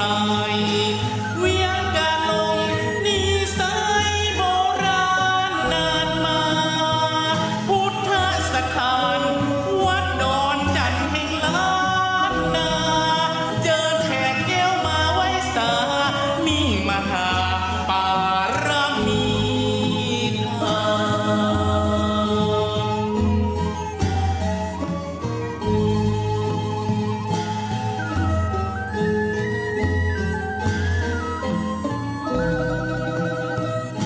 ร่วมสืบสานวัฒนธรรมล้านนางามล้ำวัดดอนจันทร์น้อมนำเผยแผ่พระพุทธศาสนา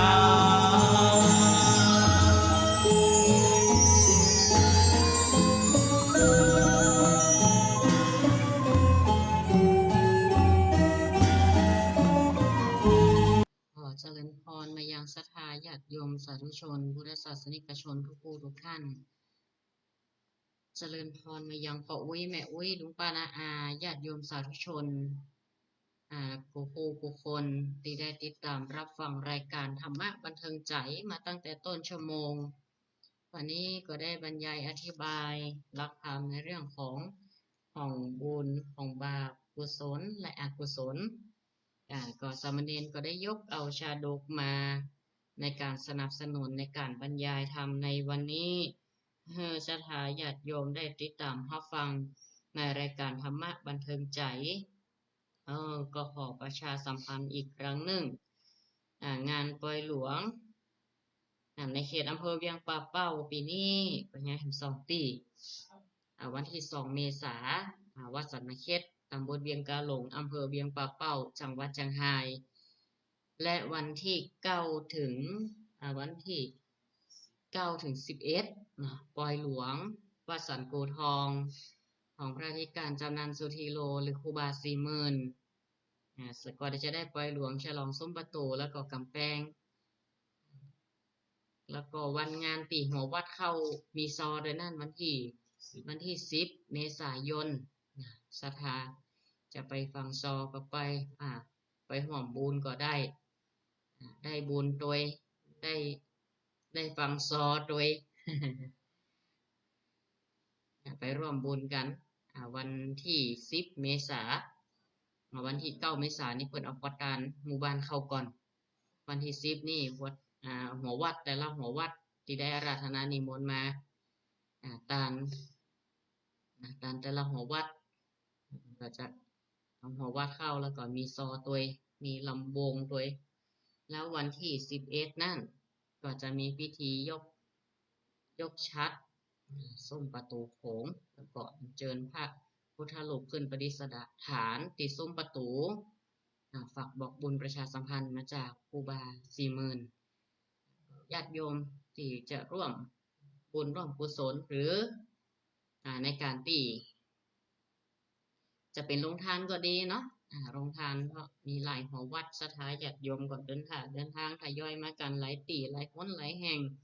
ร่วมบุญกินตามกับครูบาเพิ่นก็ติดตาม แจ้งความประสงค์ตีอธิการจำนันสุธีโรหรือครูบาสีหมื่นวัดสันปูทองประชาสัมพันธ์เรียนเชิญบอกบุญสถาญาติโยมที่ได้ติดตามรับฟังรายการธรรมะบันเทิงใจอยู่ในขณะนี้แล้วก็วันตะวานี่นะแต่ว่าที่พระอาจารย์เริ่มแต่ละสำเนียงแต่ว่าไปตัดลูกนิมิตเนาะไปร่วมงานภูวัฒสีมาฝังลูกนิมิตวัดป่าบงก็ร่วมงานเป็นก็จะลวดเสร็จแล้วก็ลวดไปร่วมงานขาวดำปอของอาจารย์อาจารย์ลงพรตีวังเหนือนะหลังจากตีผูกพัทสีมาเสร็จอาจารย์เป็นก็เคยสอนเขาก็แวะไปห่วมบุญก็มานั่งในโบสถ์ที่เปิดคณะกำลังจะตัดหินสีมาเอาอีกเนาะประมาณสัก3 โมงป่ายไงก็หา3 โมงกำลังลืมวันนึกว่านี่วันจันทร์นะก็แจ้งกับครูบาอาจารย์ก็ต้องส่งมาอภัยแต่กับสถานีจำวันผิดแต่ว่านึกว่าวันจันทร์แล้วแต่วันติดอยู่ก็ลืมวันลืมคืนเดี๋ยวนี้นะส่วนมากจะฟังเอากับวันที่นะสถาฟังเตือนี่นะมันหลายอันหลายอย่างญาติโยมให้ญาติเตือก็เฮียนด้วยก็งานด้วยอันนั้นอันนี้เนาะหลายอันหลายอย่างลืม ขนาดแมงแสนตีนยังตกน้ำบ่อเนาะญาติโยมเนาะมันเป็นปกติขี้ลืมนี่นะจะไปขายกันแรงใช่ไหมนะ กันแจ้งว่าวันนี้หยุดรายการปกตินี่เวลาบัดจัดรายการนึงมีชาทาโทรเข้าละวันนี้จัดรายการก็ไปทางใดอย่างเงี้ยจะมีสักสาย2 สายอันนี้เงียบปิ้งมาแปลกปกติผิดปกตินะผิดปกติมาเกิดได้เป็นแรงเนี่ย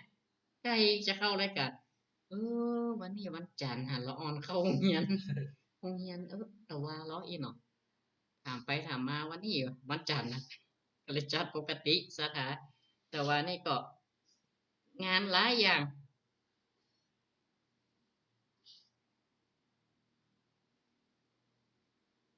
งานหลายอันหลายอย่างด้วยกันช่วงนี้ก็เป็นการงานเดี๋ยวก็ไปหลวงด้วยเดี๋ยวก็งานวัดงานวางานพัฒนางานหลายอย่าง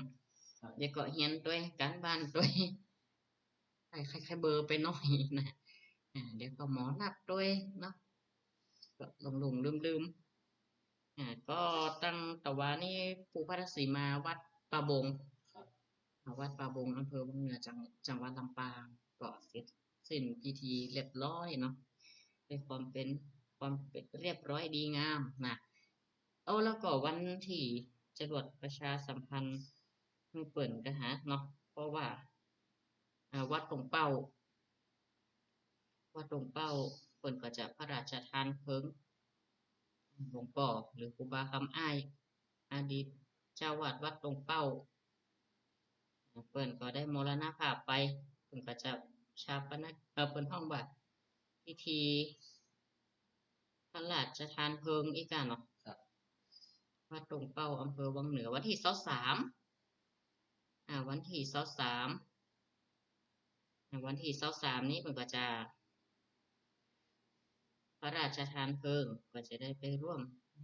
ก็เอาไปนิมนต์มาร่วมมาเติมในงานอยู่ก็ศรัทธาตามใกล้ตามหิมก็ไปร่วมบุญร่วมกุศลกันที่วัดตรงเป้าพระราชทานเพลิงศพหลวงพ่อพระครู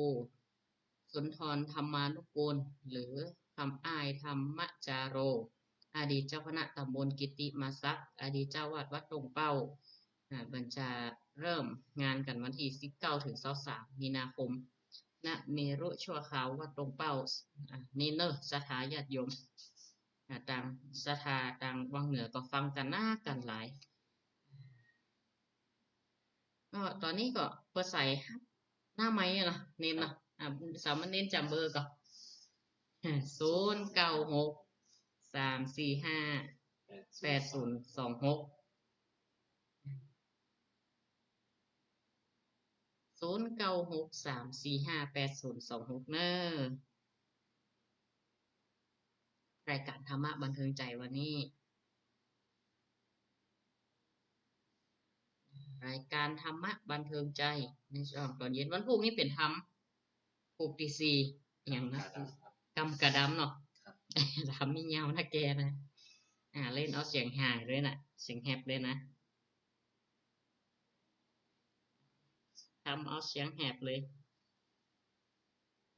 ต้องเตะผูกกับเน้นตัวเปลี่ยนกันเปลี่ยนกันเตะสลับซับเปลี่ยนกันเดี๋ยวเนอสถานเนอโทรศัพท์มันจังโหมดมันหลายอย่างเนาะเจริญปอน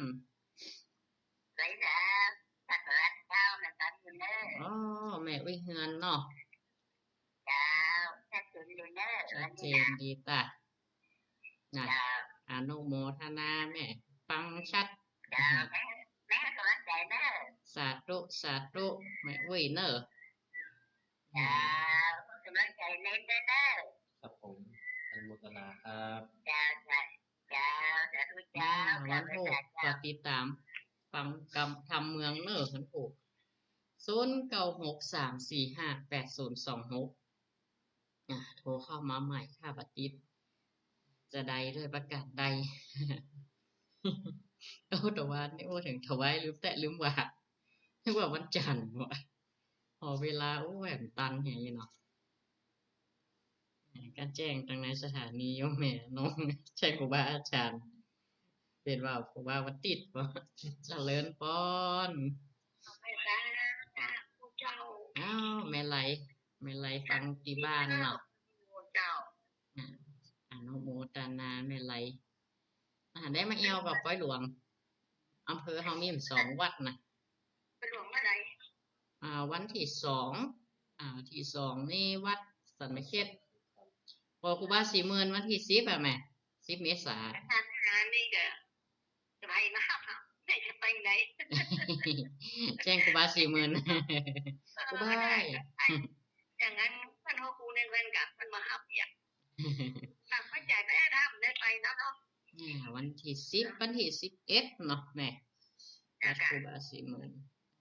ถ้ามันได้อยู่ก็หับดูกันกัน อนุโมทนาแม่ไหลด้วยเนอะติดตามรับฟัง รายการตลอด ใส่ถุงดีด้วยเนอะ สาธุ กับแม่จ๋าเจ้า อนุโมทนา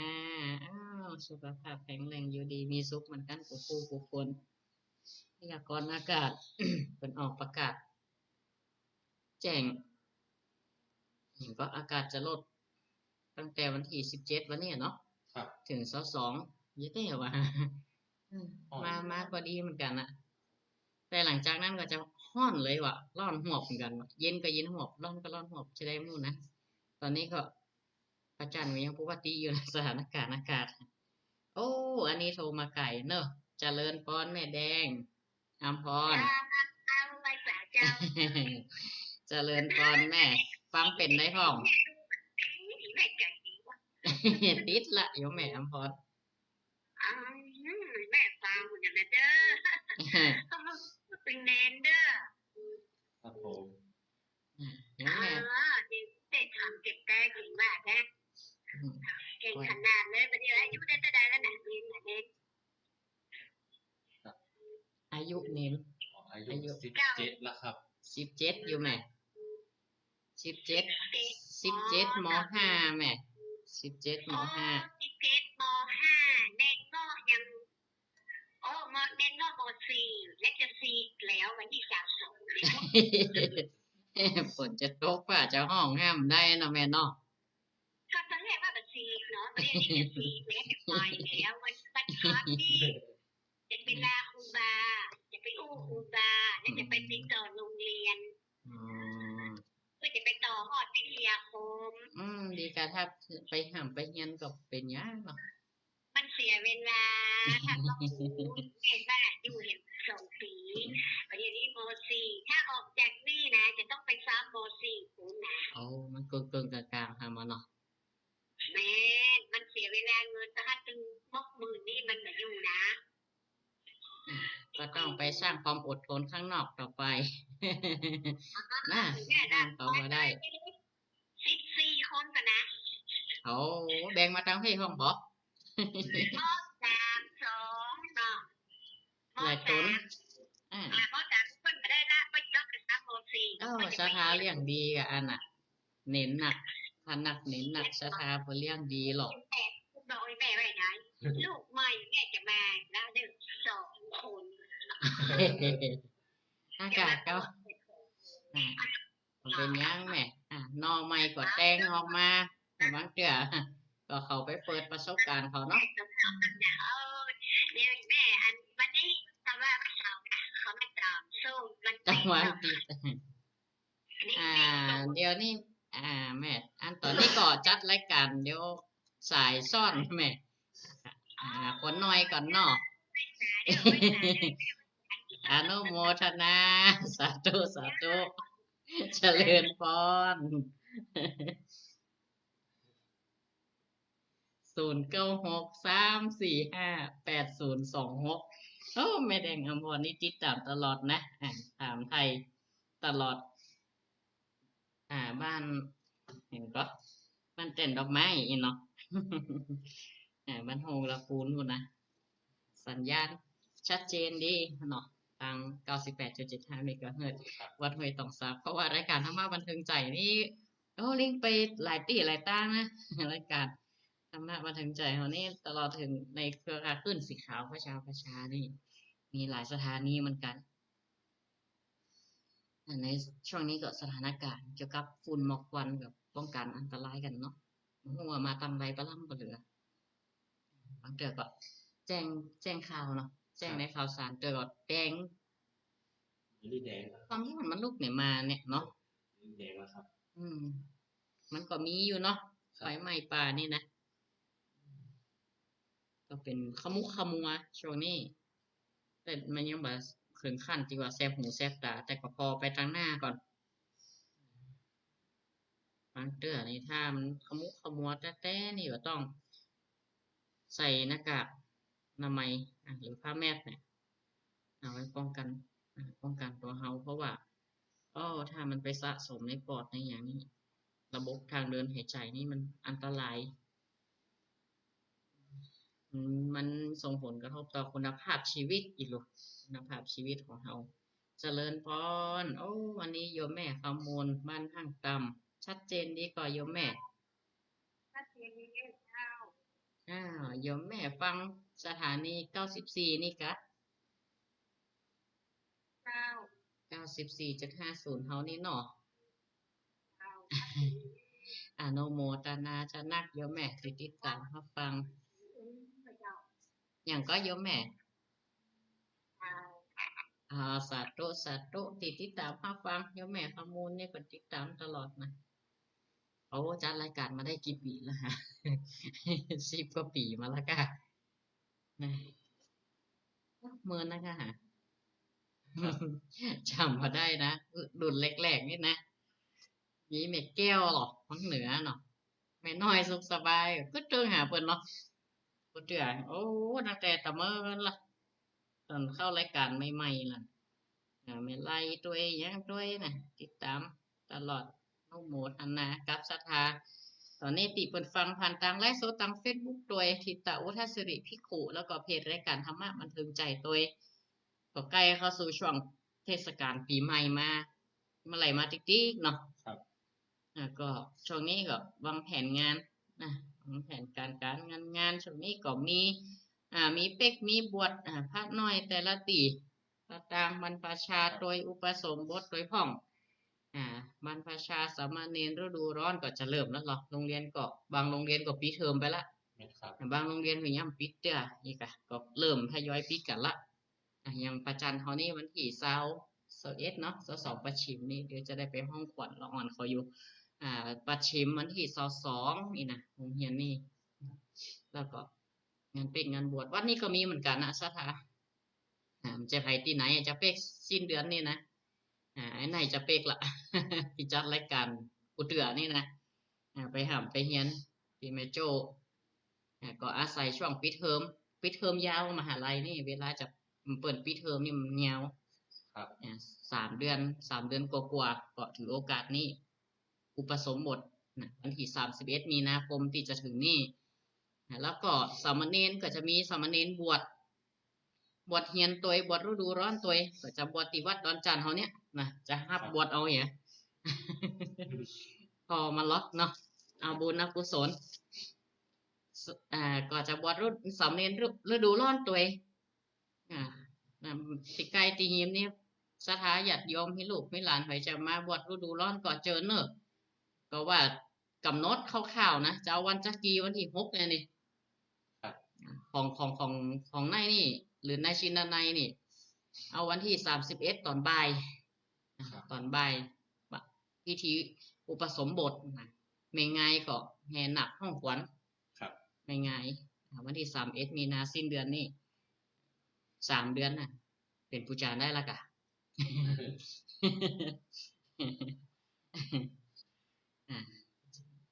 ก็อาศัยระยะเวลาประมาณ3 เดือนกว่า ครับ ถ้าปี 3 ปี 4 ไปก็จะฝึกงานด้วย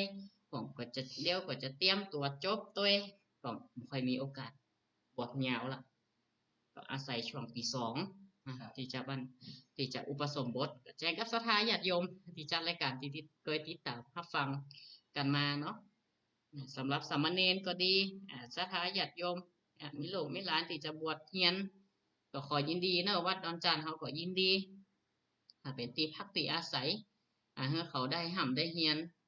ยนตั้งแต่ม.1 ถึงม.6 หรือว่าจะบวชตลอดก็ต่อปตรีปโทไปเลยการเข้ามาเป็นหน่อพระศาสนา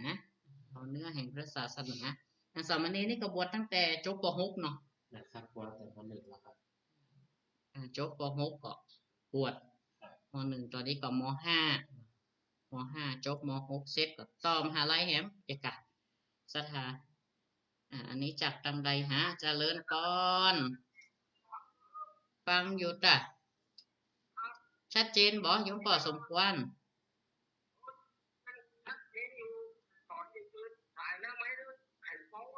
ไข่เบาไปหน่อยกะอู้ดังๆกะโยมป่อ อนุโมทนาเนอะนะคะสาธุเจริญพรไปฟังซอเนอะว่าสันกูนะ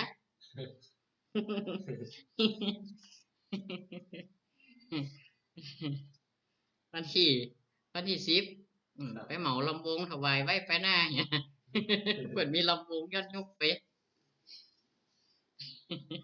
จุ่มปอดสมควรอู้กันเล่นได้เนอะรายการธรรมะบันเทิงใจบางอย่างไปถือว่าเพื่อความน้องบอกเพื่อความบันเทิงใจหรอกรายการก็ตึงว่าฟังสบายชิวๆทำเกิดพอนี่เนาะจัดรายการก็จัดมาหลายปีกันนะแต่สมัยอยู่เมียนหนองบัวเนาะวิทยาเนาะเริ่มจัดรายการแรกๆเป็นชั้นเลยชั้นเหมือนกันนะดีวันนี้นะก็ยังไกลๆปึ๊บไปหรอกนี่ก็ปึ๊บเหมือนกันเนาะกว่าจะมาปัจจัยกับจัดได้เลยนะสถาญาติโยมเตือเครื่องเป็นยังได้โปรแกรมอันนั้นอันนี้บางอย่างมาหลายอย่างเนี่ยสถาตัวโปรแกรมเขาจะลิงก์ยังได้จะแชร์ยังได้จะพิมพ์อย่างเข้าไปอย่างบางเตือในการจัดรายการก็อาจจะมีผิดพลาดพ้องเนาะเป็นธรรมดาต้องขอสมาภัยกับแม่หลวงป้านะญาติโยมสาธุชนทั้งหลายตัวตอนนี้เวลาก็ยังแหมอีกเยอะเนาะตอนนี้ก็ 19:54 นาทีเหลืออีกเวลาอีกประมาณ5 นาทีจะเปิดสายรับสายศรัทธาเบอร์โทรศัพท์0963458026 0963458026ในช่วงของรายการธรรมะบันเทิงใจวันนี้เราก็อยู่ในเรื่องของการเรื่องของบุญของบุญบาปกุศลอกุศลความฉลาดก็ถ้าในเรื่องของที่ว่า รื่องบุญก็คือนำมาซึ่งการบูชานั่นแหละเนาะหรือทำให้ผู้ควรบูชาคือไข่กอดตามสร้างสมบุญเอาไว้ความดีละก็ย่อมมีคนตีมามุทิตานะก็คือยินดีกับบุคคลคนนั้นยกย่องบุคคลคนนั้นในชีวิตจิตใจของเพิ่นเป็นคนที่ดีงามก็ทำให้คนเป็นผู้ที่ประเสริฐความหมายของบุญก็คือน่าบูชาโดยในคณะเดียวกันก็เป็นที่น่าชื่นชมก็คือในคุณงามความดีคุณธรรมที่ประพฤติได้ดีประพฤติชอบแล้วถ้าในเรื่องของสรุปมุมมอง4ประการในเรื่องของการกระทำกรรมเป็นเรื่องของความเป็นเหตุเป็นผลเป็นกฎเกณฑ์แห่งปัจจัยถ้าอธิบายลงลึกก็ต้องเชื่อมโยงเข้าไปในเรื่องของไตรวัฏคือกิเลสเรื่องกรรมและวิบากจะเข้าสู่ปฏิจจสมุปบาทคือเมื่อสิ่งนั้นมีสิ่งนี้ต้องมีสิ่งนั้นดับสิ่งนี้ก็ต้องดับเป็นตามเหตุตามปัจจัยก็จะต้องรู้ว่ากรรมนี้เป็นนิยามหนึ่งที่ในบรรดานิยามทั้งหมดทั้งมวลที่เป็นกรรมทั้งหมดต้องแยกแยะตามเหตุปัจจัยให้ถูกต้องคำว่ากรรมคือความประพฤตินั่นเองกระทำมันจะเป็นบุญเป็นบาปเป็นกุศลอกุศลมันเกิดจากเจตนาอีกครั้งหนึ่งทำให้เข้าใจความหมายของกุศลอกุศลมาช่วยในการอธิบายในแง่ลึกและเห็นผลต่างๆที่เกิดขึ้นในระดับของจิตใจเพื่อเข้าใจความหมายของกรรมอย่างแท้จริงทำให้ภาวะอยู่ในจิตใจซึ่งมีผลที่ประจักษ์ทำดีได้ดีทำชั่วได้ชั่ววิบากย่อมส่งผลอยู่คอยส่งผลสม่ำเสมอเพราะว่าทั้งกรรมดีและกรรมชั่วแล้วก็จะมีสุขติทุกขติอันเป็นที่พึ่งของสัตว์ทั้งหลายที่ยังเวียนว่ายตายเกิดหากยังบรรลุซึ่งพระนิพพานก็ต้องเวียนว่ายตายเกิดในวัฏสงสารในสุขติภูมิทุกขติภูมิฉะนั้นแล้วเมื่อเขาได้เข้ามายอมรับนับถือในพระพุทธศาสนาเอาน้ำทำคำสอนมาปฏิบัติก็ตั้งตนในความบ่ประมาทเพียรสร้างความดีและความชั่วทำจิตใจให้ผ่องใสมีเหตุมีผลปราศจากอวิชชาที่มาครอบงำเป็นผู้ที่มีปัญญารู้แจ้งทะลุผุดโปร่งในธรรมทั้งหลายก็ในการนี้อาตมาภาพก็ได้บรรยายอย่างพระธรรมเทศนาในการบรรยายธรรมก็ตั้งแต่ต้นมาก็ใช้เวลาพอสมควรแล้วก็สำหรับวันพรุ่งนี้ศรัทธาก็จะได้รับฟังการเทศนาธรรมแบบพื้นเมืองธรรมเทศนายังอยู่ในภูที่ 4ในเรื่องของกรรมกะดำเป็นธรรมเทศนาที่เป็นชาดกเนาะขอใจข้อคิดคติธรรมตลอดถึงปริศนาธรรมคำถามที่อยู่ในธรรมเรื่องนั้นๆเช่นที่ผ่านมาก็เป็นได้เอ่ยถึงเรื่ององค์ธรรมแห่งการตรัสรู้หรือธรรมเป็นโอสถธรรมที่เป็นยาก็คือสัมโพชฌงค์ทั้ง7เปิดก็จะได้อธิบายในบทสวดจริงๆของสัมโพชฌงค์แล้วก็ขึ้นต้นด้วยอย่าง ก็คือสัทธวิปิปัสสอุสัทก็คือสติทะก็ธรรมวิจยะสัทธวิมีวิริยะความเพียรเป็นต้นเนาะในสัมโพชฌงค์7สุดท้ายก็คือตัวอุเบกขาธรรมการละวางจากอัตตาอัตตาคือตัวตนเพราะทุกสิ่งเป็นอนัตตาล้วนบ่มีตัวตนบ่ยึดมั่นถือมั่นในสังขารร่างกายคนเฮามีเสื่อมเป็นธรรมดาทุกคนเกิดมาก็ต้องดับสิ่งหนึ่งเกิดขึ้นสิ่งนั้นต้องดับเป็นธรรมดาเมื่อเฮาเกิดก็ต้องไม่ตายถ้าบ่อยากตายก็ต้องบ่เกิดเนี่ยอันนี้ง่ายๆที่เจ้าชายสิทธัตถะหาสัจธรรมความจริงอย่างใดอย่างมันเกิดที่เกิดกันอยู่นี่เดี๋ยวก็สุขติเดี๋ยวก็เทวดาเดี๋ยวก็พรหมเดี๋ยวก็ลงนรกก็มีภพภูมิต่างๆเป็นทุกขติภูมิหลายก็เลย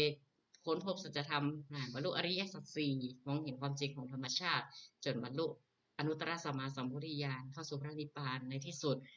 ก็ได้นำคำสอนมาแสดงให้กับพุทธศาสนิกชนทั้งหลายได้ปฏิบัติก็การแสดงพระธรรมเทศนาพอสมควรแก่เวลายุติลงไว้เพียงเท่านี้เอวังก็มีโดยประการราชนี้เจริญพรธรรมะสวัสดีติดตามกันต่อวันพรุ่งนี้